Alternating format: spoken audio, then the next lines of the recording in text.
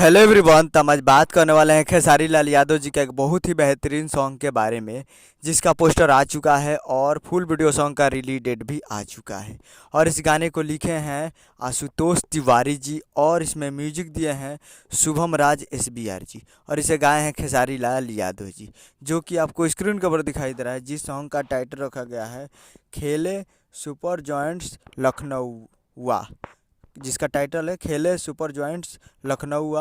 और ये रिलीज़ किया जाएगा, full video song release in on 22 अप्रैल को सुबह 7 बजे फुल वीडियो सॉन्ग को रिलीज़ किया जाएगा। तो आप लोग तैयार रहिएगा 22 तारीख को सुबह 7 बजे इस फुल वीडियो सॉन्ग को देखने के लिए। और ये काफ़ी बेहतरीन होने वाला है। तो 22 तारीख को सुबह 7 बजे तैयार रहिएगा। सारेगामा हम भोजपुरी यूट्यूब चैनल पे फुल वीडियो सॉन्ग को रिलीज़ किया जाएगा। उम्मीद कर रहा हूँ कि वीडियो अच्छा लगा तो चैनल को सब्सक्राइब बेल आइकन प्रेस करिए ताकि ऐसे खेसारी लाल यादव जी का लेटेस्ट न्यूज़ लाते रहे।